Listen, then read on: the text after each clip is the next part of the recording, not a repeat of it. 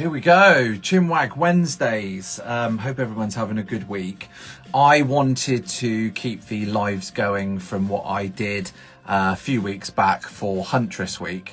And tonight I've lined up a very special guest, a very dear friend of mine, Mr. Peter Gibbon. And we're basically just going to have a bit of a chinwag. And hopefully it's an opportunity for me to catch up with the people and the businesses that I already know, but also an opportunity to hopefully meet some new businesses and find out about what's going on in the world. So if you are interested in coming on, so I'm planning on doing this every Wednesday now, Wednesday, 7 o'clock, Chinwag Wednesdays. Then drop me a DM and we'll try and sort some stuff out. Hello, Sarah. So let's get Pete on and we will.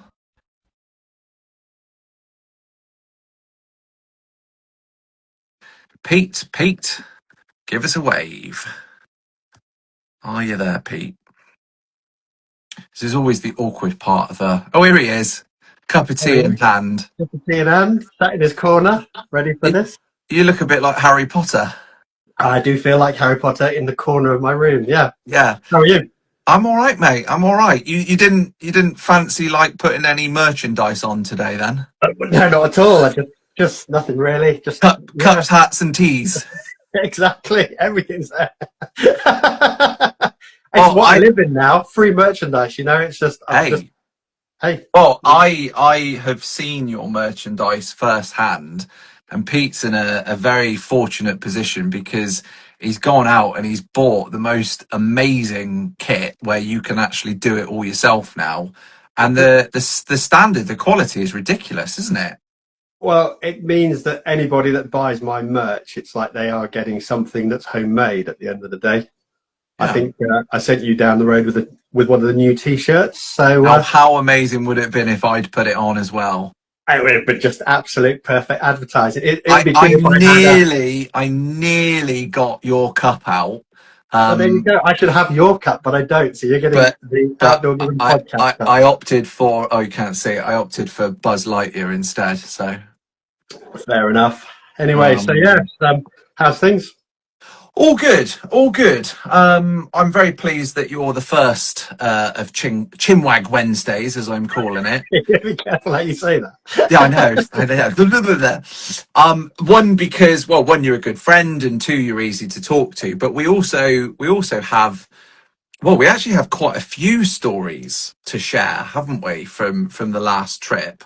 Yeah, I actually just literally just loaded it all in now, just to sort of see what was there. Also, so I could remember what the hell we did over those days. So this is without putting in the thermal videos. Okay. Right. So there's probably another half an hour or so on top. But basically, I've got just shy of 3 hours to plow through. But I thought tonight we could sort of just roughly talk through what we did and touch on some topics and things that we covered. And then hopefully that'll give a bit of context to anyone who is mad enough to follow along.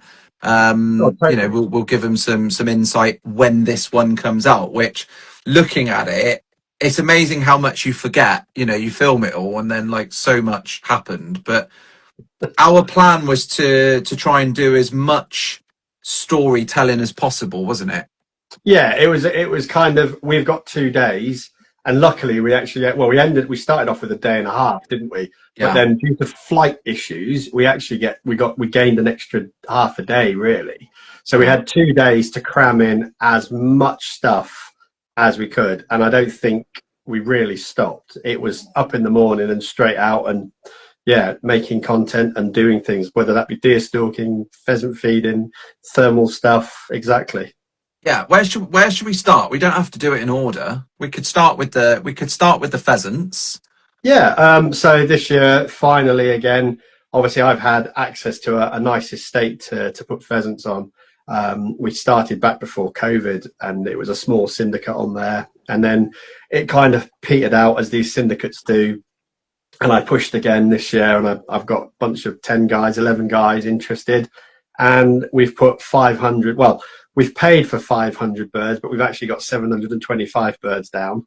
Right. Just purely while for working at the rearing fields and stuff like that, I end up getting all the things that fly backwards, look left and walk right, have one leg, half blind. So it's kind of they're like the cannon fodder for the hooky beak birds that come in and steal them.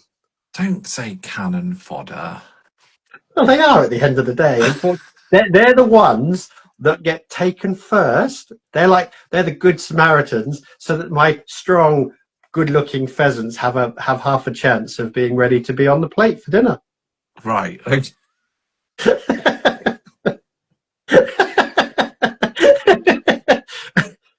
it's just, unfortunately, that's the stark reality of it. I suppose that is the reality of it, isn't it? A pheasant's whole game in life, unfortunately, is to try and we've got to try and keep it alive, because all it seems to want to do is die. So as a keeper, you're out there, you're feeding them, you're giving them water, you've put them in a lovely pen that's secure. Yeah. Oh, no. We want to stand out in the middle of a field and there's a nice big goshawk flying over the top of us. Oh, look, Dave's just fallen over, kind of thing. And that's the reason. Yeah, you can do it. You can only take a horse to water. You can't make it drink. Absolutely. Yeah, I mean, it'd be nice if we can get more people eating game and things like that. What was that curry that you made me? I mean, I know we don't specifically know what it was, but was it sort of a mix of partridge and pheasant or something? Yeah, I just grabbed bags out the freezer. I've given up labelling pheasant and partridge. It's pink meat at the end of the day, so it just gets thrown in. So I think it was a mixture of maybe some partridge and pheasant in there in like a madras sauce. Yeah, just a really delicious, simple, tasty curry.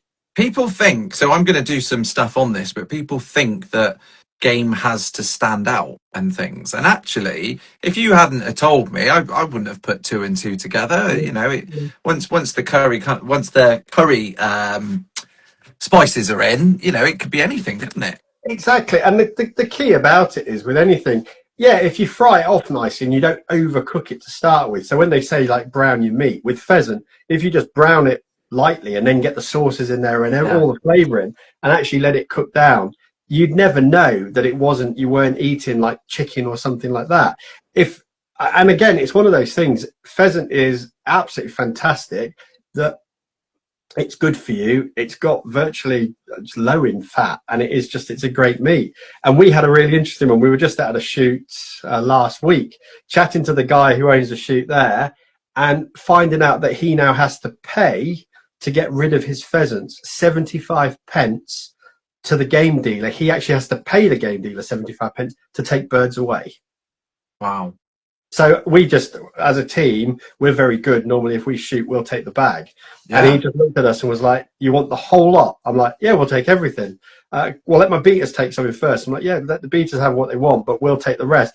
And at that point, all of a sudden, he's just like, "Well, these guys are brilliant because they're not just taking one or two; they've taken 100 or 75 pheasants with them," kind of thing. Yeah, absolutely. I mean, my whole thing, as you know, is shoot to eat, as it were. So the thought of not shooting, or more to the point, shooting to then not eat, is just bizarre. I don't understand it. I don't get it at all. Whether people don't want to get their hands dirty, I don't know. No, I think there's that. I've had this conversation about 6 or 7 times this week, and I think today. Well, yeah, with different people. I think the world, we've all got. How would I say it? It's the simplicity of just being able to pick up the packet and it's ready to go. Yeah. That's a big issue. People don't want the responsibility of where their food comes from. So taking a pheasant and teaching somebody how to breast the pheasant out doesn't take long at all. Yes, sometimes somebody will have a bad experience. They'll open a bird up to take the breasts out, and all of a sudden it's been picked up by a dog with a hard mouth and you've got a damaged breast, or it's very bloody on one side. Well, at the end of the day, out of that pheasant, you could still get 2 legs potentially, and you could still get a nice breast that you can use all of that in a curry or a stew or whatever you're going to do with it. But it's just getting people to take that bit more. I'll take some pheasants and I'll give it a go.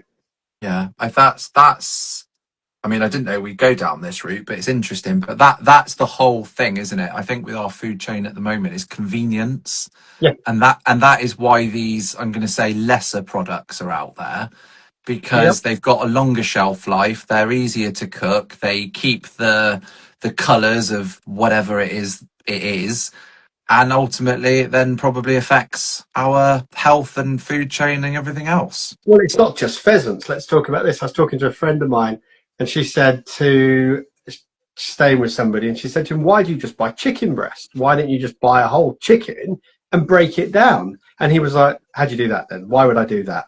And she's like, "Well, because you get breast meat, you get thigh meat, and then you get chicken wings." And she goes, "Keep all the chicken wings, shove them in a bag in the freezer. When you've got 12 wings, cook up a load of wings." It's like, Yeah. that's really simple. Yeah. Wings. Oh, what a treat. Exactly. Yeah. But then I was walking in Tesco's yesterday to buy some milk. How dare you? Shame on you. Shame on me. Other supermarkets are available. But the funniest part was this couple, or these three people behind me, I overheard them. "Let's get something simple tonight. Let's get some of those Rustler burgers because they're quick and easy." I'm thinking, really? You could literally make burgers probably nicer than buying some overpriced microwave poppity ping type of rubbish. Yeah. But What anyway, I've learned though is, carry on back in Scotland. oh, I'd never knock anyone, because actually, if you haven't got access and if you don't know, you don't know. And budget is a key as well. But the thing is, so I had a conversation with someone about the other day. All right, let's bounce over to venison now. And we were talking about venison, and the general consensus may be that it is a seasonal meat or a Christmas meat or something like that. And then people think that it's only for the rich or that it's a fancy thing. So of course you go to the restaurant and you've got loads of steak choices. You might have a couple of chicken, a couple of fish, things like that. And if you're lucky, you'll get a venison choice. Yeah. And so of course the restaurant at that point will probably do something fancy with the venison. It will be served on a nice plate. So it's kind of like over egging the fact that it's a fancy thing to eat. And my thing, because I was sort of comparing it to, I mean, I'm not comparing my cooking to a restaurant cooking, but like I've got bags of venison just in food bags and things, and I would treat it no different to minced beef or anything like that. Just get it out and use it. It's fantastic. Well, I think I defrosted, venison when you were up, but we never actually got to eat it. So the day you left, I had 2 venison steaks and egg. Simple as that. That was it. Oh, did I see a picture of that? You did see a photo of that, yeah. I'm a huge fan of steak and eggs. Oh, you've gone. There you are. I'm back. Putting my mug down. So there's a whole thing about that, and I'd like to put a little bit more content together personally for that. But going back to our trip, that was the pheasants, and I thoroughly enjoyed seeing the pen and things like that. It was really, really interesting. Where should we go next? Deer number 1. Problem deer? I think what did we do first? We went out early morning to have a wander about that Clearfell, didn't we? Yeah. I mean, that was like the Somme. I mean, you took me to a Clearfell before in the snow. Yes. And I mean, I'd not even heard the word Clearfell before that time. Was that this year or last year? That was this year. That was just after my birthday when we celebrated together. You're very welcome.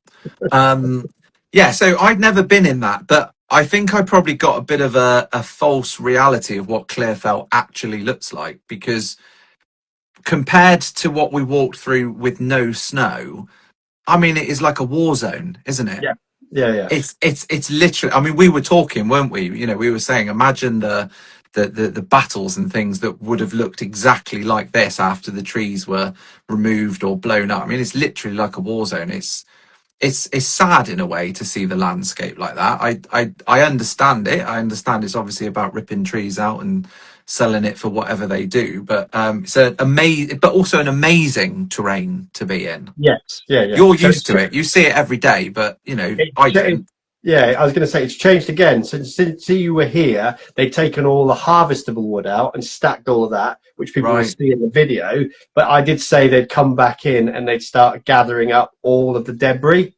Yeah. So all of that now is being collected up. So the big machines are back in there now again, and they're picking up all the brash and stacking that, because that will all disappear off to a power station or something like that. So again, the landscape is changing already. Yeah. That's just reminded me. You'll need to send me some of that drone footage that you've got at some Cool. point. No rush on it, but that's just reminded me, because you've got the stuff from however many months ago, haven't you? Oh yeah, when they were actually in harvesting and chopping Yeah. the trees down and all the rest of it. I remember that. Yeah, we did see some deer in there though, didn't we? It was a Yeah. bit thick though, wasn't it? Well, that was the problem. You go from sort of extreme where the trees, where were lovely mature trees and deer could roam underneath it, into sort of the new growth, which is quite thick. So of course, actually spotting deer, yeah, they're on the edges, but they're only just peeking their way back out into the sort of the nothingness, if you know what I mean. Yeah. It was it was a good session. And then we had some lunch. I remember that. You did. Then we had our first look at the mink, didn't we? Oh yeah, I took you to show you, the mink traps and show about the invasive species and why we're Pete, trapping them. talk about that. Like, repeat what we sort of did on the video. Like, what's it part of the program and So things? the Scottish invasive species is basically to do away with things like mink, which aren't supposed to be here, but they also, as well as that, they're funded to get rid of Japanese knotweed, Himalayan balsam, and that giant hogweed. So you can be supplied, if you want to be a volunteer for it, they'll supply you a trap or a float with a trap on it. And I'm quite lucky because mine have got remoties, which is like it's almost like a mobile phone plugged onto the trap. So we were there, and I think you videoed me setting it. So you set this trap up, and basically it means that you don't have to be at the trap every day. So if something does go into it, the trap triggers, and it sends me an email and tells me that, I might have something at home, so I can pop down and see it. The problem we've got is, as we saw on the trail cameras, is I've caught 2 minks so far, but there's a big mink that keeps coming and sitting on top of the traps and not wanting to go in the trap. So that's our big problem at the minute. I wonder why. Yeah. We have had a question actually. Marcus at UK Barbecue School. I don't know if you know Marcus, but he's asked us to rate the deer breeds in culinary flavour. Seeker, definitely number 1. What, you'd put Seeker at the top, would you? Yeah, still my top deer. I think then for me, it's probably then a nice piece of roe. Really? Yeah. See, this is different for me because I put fallow at the top. See, if you talk to anybody that eats a lot of fallow, they'd say, "Well, you don't want to eat fallow." Ah, interesting. No, I love but the you've fallow. not had seeker yet, have you? Well, I was just about to say I haven't got enough experience with Seeker. Yeah. So, I mean, I've not shot one, but that's probably going to be last on the list, and maybe I'll change my mind. But when I went out with Matt before, I've had loads of Matt's venison, but I wouldn't have specifically labelled it as Seeker, so I probably don't know. I'd say You could be right. So, and then people will probably come back and say Chinese water deer. That's meant to be, the flavour's meant to be quite nice. It's quite an easy flavour to eat. But as I say, it didn't do anything major for me. But I suppose it's what you're used to, and that's the thing. I've always shot. Well, I started off shooting a lot of Seeker, and Seeker's something about texture. And if you speak to a lot of people, Seeker's there. I'd say then roe, probably then muntjac, Chinese water deer. Fallow, I didn't find fallow, the young pricket I had when I was down south, I didn't find it anything special. And then red's an awkward one, as you know. Your red's probably absolutely tasty. Well, do you know what? I found some more of Nigel again. Oh, fantastic. So I basically found this, but I'm sure it was Nigel. And so for anyone who doesn't know, Nigel was the first deer that I shot who had 3 legs. But you know his little haunch, as it were. Yeah. I think it was actually some of that meat. Oh, cool.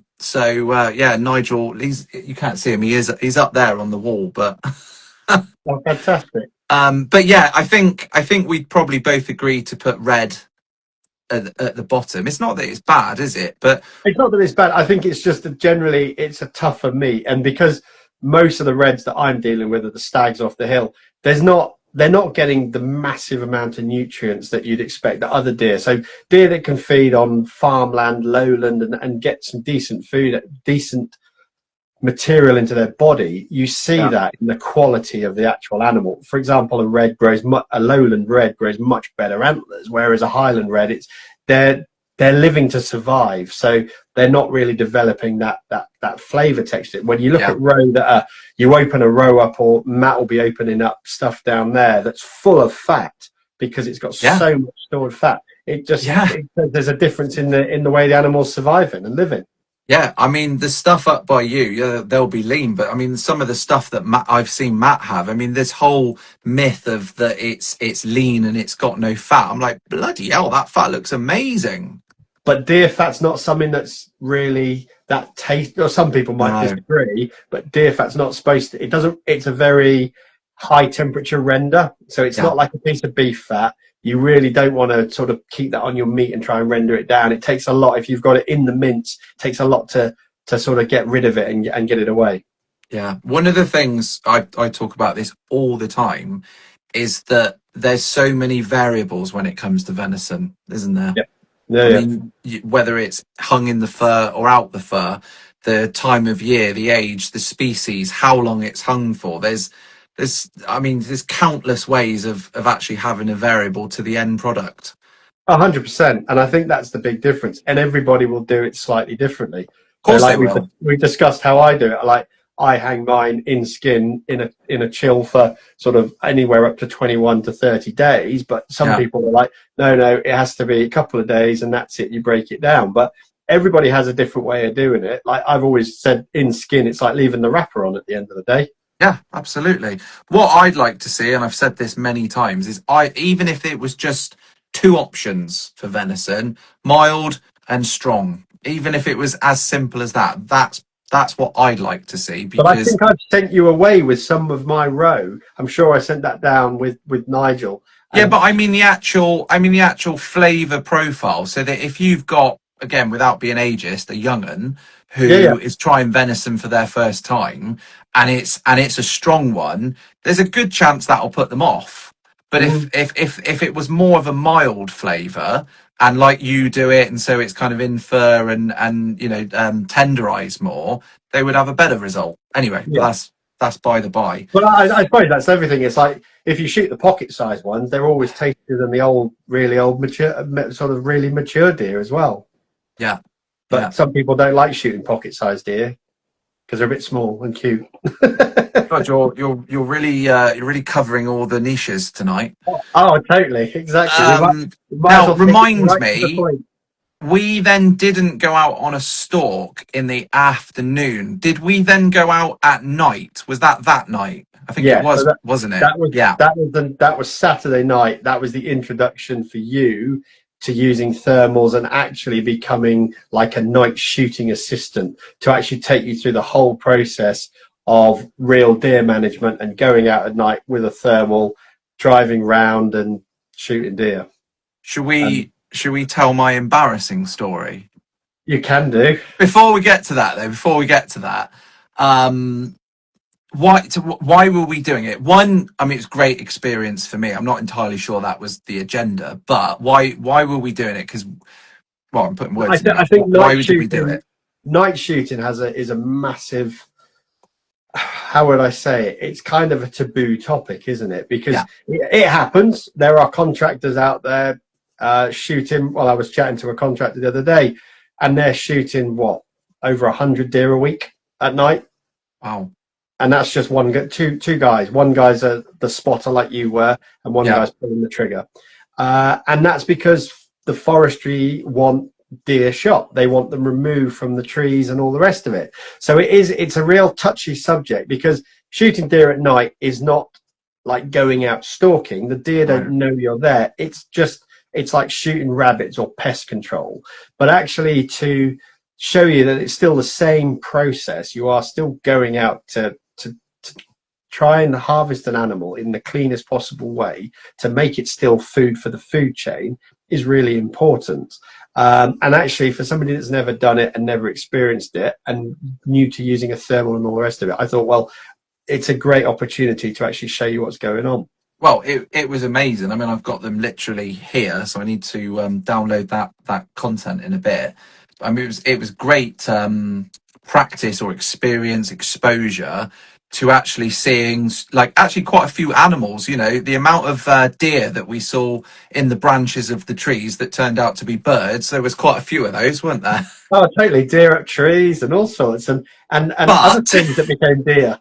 yeah, but perspective. It was lost on me completely. You know, what I thought was 30 meters away was what, 10 meters Yeah. in the end?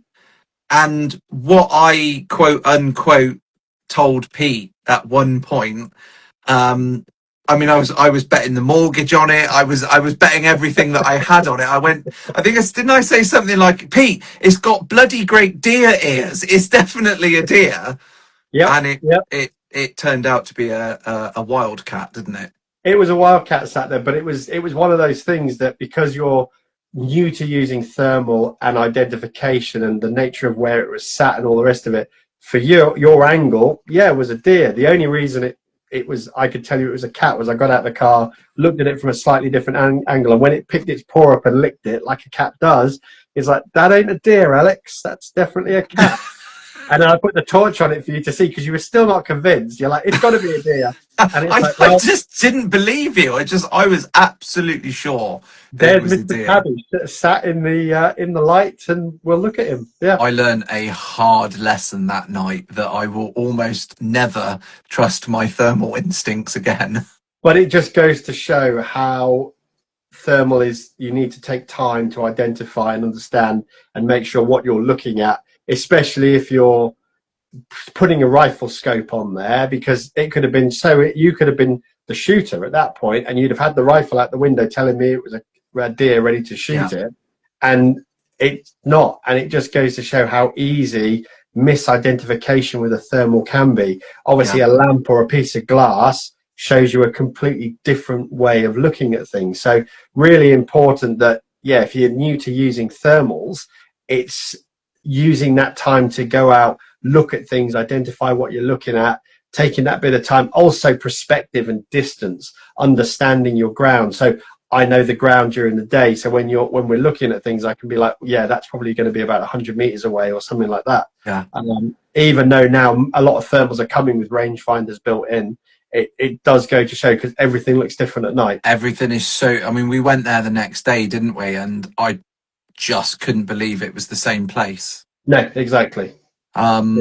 So that particular night, we successfully shot a deer, didn't we? We did. We got one on the ground eventually. Yeah, and then did we realise the problem when we got home, or did we realise in the morning? I can't remember now. No, we realised the problem when we got home. Because that's right, because we had the torches on at that point, didn't we? And for me, to be honest, I don't know what I've recorded of that, but we'll soon see. But what we did get is we had a deer with quite a severe problem, didn't we? Yes, yeah. So obviously that deer, because now these deer have been fully fenced in, stress, like humans get stress, a deer will suffer stress just exactly the same. And this deer was obviously quite stressed to the point it was actually causing the deer to have a mild case of almost like pneumonia in the lungs. Luckily, there's no TB up here.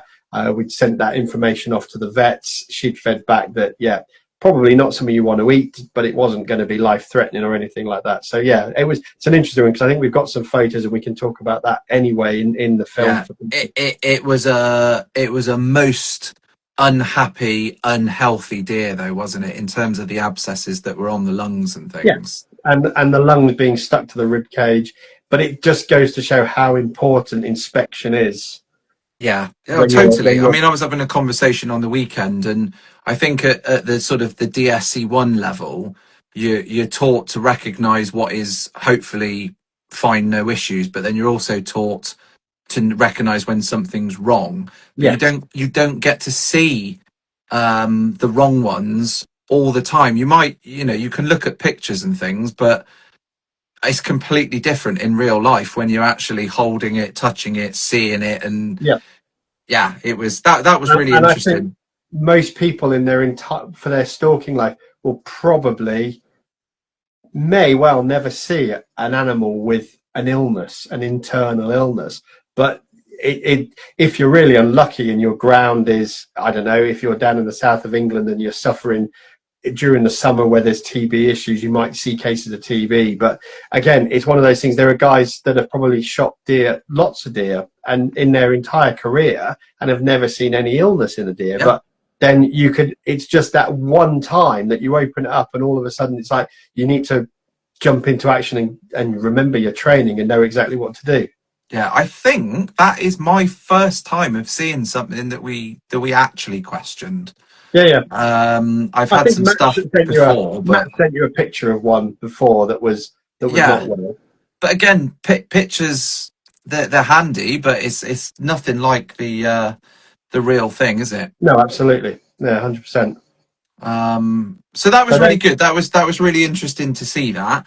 What did we do the following morning? We had go on. I was going to say the range. Is that what we did next? Yeah, we then went out and slung some lead at all different distances and pushed your boundaries and took you out to 400 meters. That was very cool. Very, very, very, very, very cool. So did we start at 200? Yeah, we decided that 100 you could shoot 100. So we'll start at 2, push back to 3, and then back to 4 in the end. Yeah, I mean it was amazing, but then we both, well, you'd seen it before, so again, it was all new to me. But it was 7 mil steel, that plate? Yes, yeah. And at 200 meters, it was literally drilling it, wasn't it? Straight through.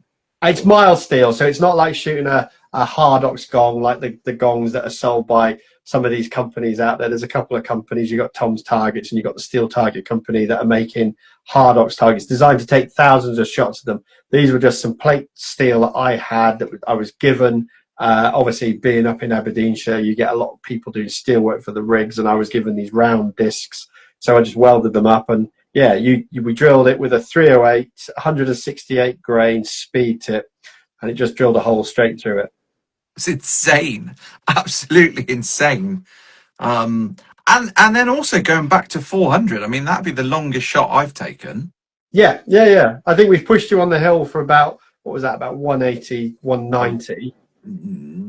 Well, unless you lied to me, I thought it was more like 160 or something like that. That might have been. I don't know. This year's been a really difficult one on the hill. Everything's been sort of 250 plus. Right. I think the furthest shot was 425 by one boy. He knew his rifle and nailed it. But yeah, but as I say, just being comfortable, but then being behind a rifle like you were behind, where it's just a crosshair and you still just put the crosshair on the target. You're not having to think about it. Oh, you've got some amazing kit. Let's talk about that. Yeah. Okay. Well, so I mean, you had everything dialed in, didn't you? You had the ballistics, the binoculars, and the scope. Like, it was all talking to each other, wasn't it? Yeah. So the Steiner kit that I'm running at the moment is literally, the beauty of it is you ping the binoculars, it tells you the distance, it talks to the scope, and you just match the two numbers on it, and Bob's your uncle, away you go. And so the beauty of that is it takes out the guesswork of being out there, because you've put all the ballistic data into the rifle. So you've chronographed the bullets. We know everything's running as it should do. You dial it in, you squeeze the trigger, and the bullet, as long as you keep your aim on the target, the bullet goes in the right place. Yeah, so it's pretty cool. Impressive bit of kit. But we used the drone, didn't we? But we didn't shoot it down. We didn't, but yeah, it was good fun sending that out and doing the whole distance thing and flying it down there. It got a bit windy, and you see the drone struggle a bit as it's flying out, but yeah, it was good. It was good fun. Yeah, it was. And then we really finished the weekend, didn't we? With another stalk, which was pretty cool. Yeah, pretty quick stalk into a bit of a gully, walked along, spotted a deer, moved the deer on, and then it just came up to us, didn't it? And it was probably it signified for me that was like the last buck of the season. So Yeah. just that was my last roebuck this year, really. Oh, right. Close the season off. You were here for pretty much the end of the roebuck season. I think it finally closed on the Monday that you flew out. So that buck we took was the last buck of the season, and it was a very quick stalk. In, out, bang, done. Get the deer out again. Go home, have a cup of tea. It was quite a steep climb and descent there, wasn't it? Yeah, but I've got to keep you on your toes. There's no point in me just walking you on a flat field when you come and visit me in Scotland, is there? Well, that is the difference, isn't it? There's field stalking and then there's Scotland stalking. Yeah, we could do flat fields all the time, but where's the fun in that? I like to drag you up a hill to go down a hill.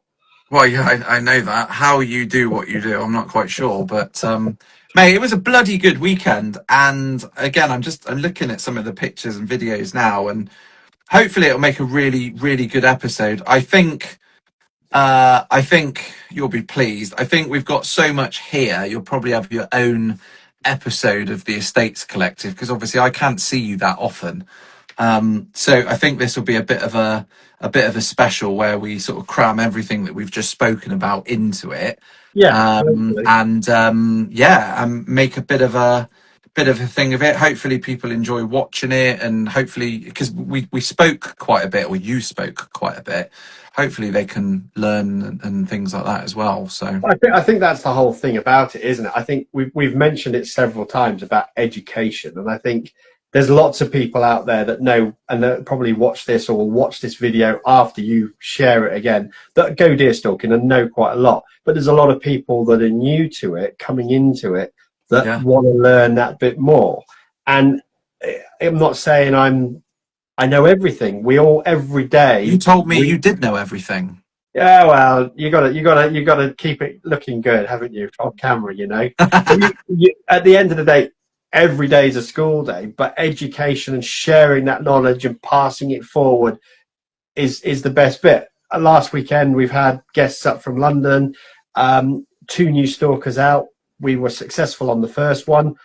Got her a first deer. Unfortunately we lost the light on the second one. Now that the nights are drawing in up here, it's very quick, and the deer still they don't understand that the clocks have gone back and the days are getting shorter. But you don't have the same ability that we would have had probably 3 months ago. But it's about just taking people out, going through the whole process, the stalk, understanding it. As I've always said, pulling the trigger is just such a clinical exercise, but it's the process afterwards, explaining the grollock, getting everything out, telling them what you're doing, why you're doing it. Yeah, absolutely fantastic. Yeah, no, it'll be a good one. Do you know what I've just realised that will be the hardest part to edit? Is I tried to be clever. So when we were out at night, I was using the DJI camera to get some nice audio, because it will record nice audio on that. And I'm using the thermal to obviously get the imaging. So when I'm now looking at what I've got to edit, all I've got is about, how long is that? I've got nearly an hour of just pitch black. Yeah, I know. I had a look at that sample of video, and I'm just then somehow I am going to have to find the thermal images and then listen to what's going on and try and match the two up. It's going to be horrific, absolutely horrific. So that sounds a bit like the edit I did for that podcast when I took Catherine out over at New Year. We recorded the entire day, clipped mics onto each other, and did the whole day. But when you've got 6 hours of stalking and you're trying to compress that down into like an hour's episode, you have to listen to the whole thing. And I tell you, the most surreal part is having somebody else breathing in your ear. So you're walking along and you're walking up a hill and you've got somebody deep breathing in your ear. It's so strange, it's so bizarre. And you think, I better edit that out because it's a bit wrong. I'm looking forward to putting this together, but I am not looking. You know the bit where we had the red light on? Yep. At least I know that that's the beginning, and then after that, I'm just looking at it thinking, Yeah. I think you've had the red light came on about 3 times. We transferred ourselves between 3 different paddocks, so you've got 3 different sections where the red light comes on, Yeah. and me randomly talking away about stuff. But you've got all the bits in between. It'll be a challenge anyway, but that's my problem, not yours. Exactly. So no, but other than that, it was a very good trip. It was very busy. Yeah. We never went down to the hills, so we never actually did anything on the Reds. This was all row, Yeah. and just local to me, really, wasn't it? I think That was even good. our last stalk was probably only about 300 meters away from the house, really, as the Yeah, crow yeah, flies. yeah. How's the I won't take all your time. How's the podcast going? Yeah, it's doing really well. We've got some new episodes coming out. Still trying to edit up stuff from the Scottish Game Fair. Just trying to get that sorted. I know I've been chased for it. I need to get those out. But it's just like everything. It just takes time. But no, it's really doing well. People are listening, getting good feedback from it. It's amazing how many people are going back through the back catalogue, and then I suddenly get a message saying, "Oh, I listened to that episode. It was really, really cool." So the podcast seems to be still going from strength to strength. There is merchandise available. Oh, I had no idea. Oh, absolutely. And yeah, just generally, it's just a busy time of year up here. Obviously, we're now into the doe season. So being out the other day in that one area where we shot that one buck, counted 7 deer, literally just standing on that hillside. Oh. So again, if that's just there, we've got a fair few deer to take out. Just got to work out a bit more processing. I'm just in the process of actually buying another walk-in chiller. Right. So that one I'm going to convert that one in one of them, either the big one you saw or this new one into like the butchery room anyway. So hopefully at that point I'll have 2 spaces for doing a bit more processing. And then with all those plans that are in place for next year, which will hopefully be more videos of, and then getting people potentially that want to come up and do an experience with the 2 of us, we can actually start processing that and getting that underway, can't we? And make a bit more of it. Awesome. All right, mate. Well, I'm hoping to see you for a snow episode at some point. So I'm assuming that'll be January, February. Well, it's November now. We had snow on the ground last year in November, and at the moment it's 11 degrees out there. So we'll have to just play this one by watch what's going on. Well, I suspect. Yeah. If everything goes to plan, as soon as it snows, I'll try and come up. Yep. And then we can do some more snow content, because that's always cool. Especially if you get to track in the snow as well. That's really, really good. That would be really good, actually, because that's, again, I think there's more of that in the, well, we don't really have a lot of that in the video. No, we didn't record that in the end, but I remember do you remember when we tracked in the snow? Yeah. That would have been the last one. I mean, that was incredible to come down and see it all. Yeah, yeah. And then I guess that this weekend we were doing more tracking, doing the whole process of finding the shot site, looking at the blood trails, walking them all the way in. Even though she looked in the hedge and went, "Oh, there's my deer. Oh, forget your deer's there. Follow the blood to get to it." Yeah. Yeah, I thoroughly enjoy when you track, because how you piece it together and the story that you tell. I mean, whether you're telling the truth, I've no idea, but bloody hell, it's a good story. Well, you got to give it some commentary at the end of the day. It's well, you've seen the commentary around the house. I make the dogs talk to you as well. That is a whole different story.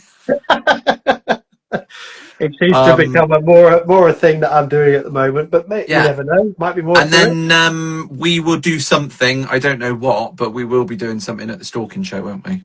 Yeah, definitely. Looking forward to that. Obviously, plans are in place, trying to get stuff organised.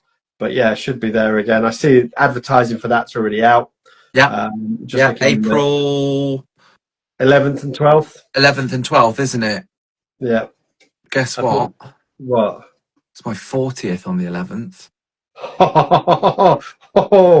It could be a good day. I'm not sure I should have said that, but yeah. Well, Well, it's always my birthday, and obviously it depends on which day it ends up falling on and things. But yeah, well, it's the that's big all one. right. If it's on the 11th, that's no problem at all. We'll celebrate your birthday God, together. can you? So is that the Saturday then? Yeah. Oh, you'll be So fine. You can spend Sunday recovering. what? Recovering whilst at the show, whilst doing something, whilst Oh, recording, totally. whilst having responsibilities. You don't responsible. We'll get other people to look after you. We got to. We're gonna have to. Ali saying what 40? No way, bless her. Yeah, I feel Oh 20. well. I feel 26. I think what we'll do is we'll just get some really nice, comfy chairs on the stand, and then If you if see I'm Alex asleep at the back, if I'm in a bad way, I should just collapse, and you can just like put my hands on strings so I can move them like a puppet or something.